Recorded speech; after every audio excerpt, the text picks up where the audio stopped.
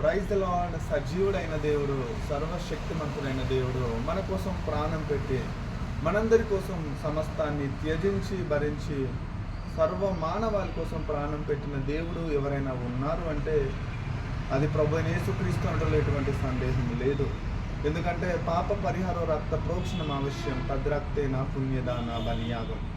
ఈ శ్లోకాన్ని మీరు జాగ్రత్తగా అర్థం చేసుకున్నట్లయితే ఖచ్చితంగా అది యేసుక్రీస్తులో మాత్రమే నెరవేర్చబడింది. కనుక అర్థమై ఉంటుంది యేసుక్రీస్తు సజీవుడని, ఆయన మాత్రమే జీవము కలిగిన దేవుడని, నిజమైన దేవుడని, సర్వశక్తిమంతుడని ఆ శ్లోకం ఖచ్చితంగా సెలవిస్తుంది.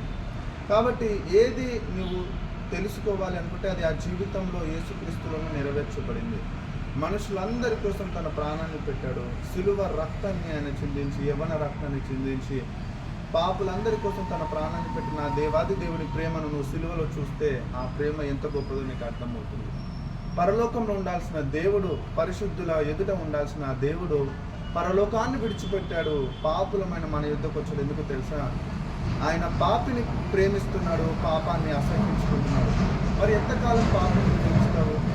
ఎంత ఇష్టానుసారంగా జీవించి దేవుడు నీకోసం దాచిపెట్టిన పరలోక రాజ్యాన్ని నీవు నిర్లక్ష్యం చేసి లోకంలో క్షణిక కాలం ఇచ్చే పాపం వైపు అడుగులు వేస్తావు. కనుక ఈ మాటలు వింటున్న నీవు పాపాన్ని విసర్జించి ప్రభువుని గట్టిగా పట్టుకొని నీవు కనుక పరిశుద్ధంగా పవిత్రంగా ఈ పరిశుద్ధ గ్రంథ లేఖనాలను ధ్యానిస్తూ నీ జీవితాన్ని ప్రార్థనతో వాక్య ధ్యానంతో కట్టుకుంటే యేసుక్రీస్తును సొంత రక్షకుడు నీ నోటితో ఒప్పుకునే హృదయంలోకి అంగీకరిస్తూ నువ్వు రక్షించబడతావని బైబిల్లో ఉంది. కనుక ఈ దినము కొన్ని మాటలను పరిశుద్ధాత్మ దేవుడు మీ యొద్దకు ఈ యొక్క గాడ్స్ వర్డ్ ఫ్రమ్ హెవెన్, పరలోకం నుండి దేవుని వాక్యాన్ని అంశం ద్వారా మీ యొద్దకు రావడానికి పరిశుద్ధుడైన దేవుడు సహాయం చేశాడు. కనుక ప్రతిరోజు ఏదో ఒక రీతిగా తను మాట్లాడుతున్నాడు పరిశుద్ధ లేఖనాలను మనల్ని బలపరచడానికి, ఆత్మీయంగా ధైర్యపరచడానికి. అదే రీతిగా ఈరోజు కూడా మరొక శ్రేష్టమైన వాగ్దానాన్ని నీకు సిద్ధపరిచిన దేవుడు నమ్మదగిన వాడు. మరి ఆ నమ్మదగిన దేవుడు నీకు ఇచ్చిన వాగ్దానాన్ని ధ్యానించడానికి, వినడానికి నువ్వు సిద్ధంగా ఉన్నావా? ఒకవేళ ఉన్నట్లయితే పరిశుద్ధ గ్రంథాలు చేతుల్లోకి తీసుకోండి. సంఖ్యాకాండము 14వ అధ్యాయము 9వ వచనం ఈ దిన వాక్య ధ్యానంగా చూసుకుందాం. Please open your Bibles. Book of Numbers chapter 14 verse 9 today the main text from the Holy Bible. మెట్టుకు మీరు యెహోవా మీద తిరుగుబడకుడి, ఆ దేశ ప్రజలకు భయపడకుడి. వారు మనకు ఆహారం అగుదురు, వారి నీడ వారి మీద నుండి తొలగిపోయెను. యెహోవా మనకు తోడైనాడు, వారికి భయపడకుడి. చూడండి ప్రియ దేవుని బిడ్డలారా, ఇక్కడ దేవాది దేవుడు తాను ఏర్పరచుకున్న మోషే ద్వారా నాయకుడిగా పిలువబడుతున్నాడు, ప్రవక్తగా పిలువబడుతున్నాడు. తన ఇల్లంతటిలో నమ్మకమైన సాత్వికుడిగా పిలువబడుతున్న మోషే దేవుడు ఏర్పరచుకున్నాడు. ఎందు నిమిత్తం ఏర్పరచుకున్నాడు అంటే ఇశ్రాయేలు ప్రజలని మోషే ఫరో యొక్క కబంధ హస్తాల నుంచి విడిపించి వాగ్దానము చేసిన పాలు తేనెలు ప్రవహించే దేశానికి పంపించడానికి దేవుడు మోషేని ఏర్పరచుకున్నాడు. మోషేని దేవుడు ఎందుకు ఏర్పరచుకున్నాడంటే తన ప్రజలని తాను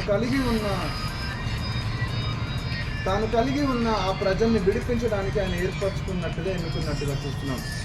ఆ సందర్భంలోనే దేవాది దేవుడు ఫరో యొక్క హస్తాల్లో నుంచి మోషేని ఏర్పరచుకొని దేవుడు ఆ ప్రజల్ని విడిపించినట్టుగా మనం చూస్తున్నాం.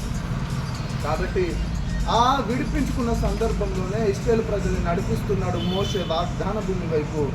ఆ సందర్భంలో ఇశ్రాయేలు ప్రజలు ఎన్నో సందర్భాల్లో మోషేని విసికించారు, మోషేని బాధపరిచారు, మోషేకు ఎదురు తిరిగారు, విరోధులుగా మార్చబడ్డారు. కానీ వినండి, మోషే దేవుడు ఏర్పరచుకున్న విధి విధానం దేవుని మాటకు లోబడ్డాడు. తన ప్రజల్ని నడిపిస్తున్న సందర్భంలో ఒకానొక సందర్భంలో ఇశ్రాయేలు ప్రజలు దేవునికి వ్యతిరేకంగా లేచిన సందర్భంలో వారు భయపడుతూ తన శత్రువుల వైపు చూస్తూ ఆ సందర్భంలో మనం చూస్తున్నాము. ఈ సందర్భం 14వ అధ్యాయాన్ని జాగ్రత్తగా మనం ధ్యానించినట్లయితే ఇక్కడ ఇశ్రాయేలు ప్రజలందరూ సర్వ సమాజము మోషే మీదకి ఎదురు తిరిగినట్టుగా మోషే మీద అహరోను మీద సనుగుతున్న సందర్భంలో దేవుడు తన ప్రజలను నడిపించడానికి కాలేబును యెహోషువను పంపించి వారి యొక్క దేశానికి వేగుల వారధిగా వెళ్ళిన సందర్భంలో యెహోషువ కాలేబు వెళ్తారు. ఆ ప్రజల వైపు వెళ్ళేసి ఆ శత్రువులు ఎలా ఉన్నారు, ఏ విధంగా ఉన్నారు సమాచారాన్ని వారు వేగుల వారిగా వెళ్ళి ఆ సమాచారాన్ని తీసుకొస్తారు. ఆ సందర్భంలో ఇక్కడ జరిగిన సంభాషణ మనం చూస్తూ ఉంటే అక్కడ వారు శత్రువుల విషయంలో 12 మంది వెళ్తారు. అందులో 2 కాలేబు యెహోషువ మంచి సమాచారాన్ని ఇస్తారు. కానీ మిగిలిన 10 మంది వారు చాలా భయంకరమైన వారు చాలా ఉన్నత దేహులుగా ఉన్నారు, మనం వారి ముందు నిలవలేము, వారి యొద్ద మనము నిలబడలేమని చెప్పేసి ఆ సమాచారాన్ని ఇచ్చినప్పుడు అక్కడున్న సమాజము ఆ 10 మంది ఇచ్చిన మాటలు విని వారి హృదయంలో భయపడుతూ ఉంటారు. ఆ భయపడుతున్న సందర్భంలో యెహోషువ కాలేబులు చెప్పిన మాట ఆ సందర్భంలో మోషే వినడము, ఆ మోషే దేవుని యొక్క మాటలు గ్రహించి ఈ మాటలను దేవుడు మోషేకు చెప్తాడు. మోషే నీ ప్రజలకు నేను చెప్పింది చెప్పమన్నప్పుడు ఇప్పుడు మనం చదువుకున్న లేఖన భాగము నంబర్స్ 14th చాప్టర్ 9th verseలో దేవుడు చెప్పిన మాట ఇది నా వాగ్దానంగా చూస్తుంది. ఏమని చెప్పబడిందో మనం చూసాము. మీరు ఆ దేశ ప్రజలకు భయపడకుడి, నేను మీకు తోడై ఉన్నాను, వారికి భయపడకుడని దేవాది దేవుడు సృష్టికర్త అయిన దేవుడు మోషే ద్వారా తన ప్రజలకు అందించినట్టుగా మనం చూస్తున్నాం. ఇక్కడ మెయిన్గా అంశం మనం ఒకటి చూసుకోవాలి, భయపడకుడి. ఒకవేళ ఏ విషయంలో భయపడుతున్నావు నువ్వు? ఆర్థిక విషయంలో భయపడుతున్నావా? ఒకవేళ ఆరోగ్య విషయంలో భయపడుతున్నావా? ఒకవేళ ఆత్మీయ స్థితిలో భయపడుతున్నావా? ఒకవేళ నీవు అనుకున్నది సాధించలేనేమో, నేను ఓడిపోతానేమో, నేను ఒకవేళ పాపంలో పట్టబడ్డాను కదా, నన్ను పాపం పట్టుకుంటుందేమో అన్న స్థితిలో నువ్వు ఏ విషయంలో భయపడుతూ ఈ మాటలు వింటున్నావేమో విను ప్రియ దేవుని బిడ్డ.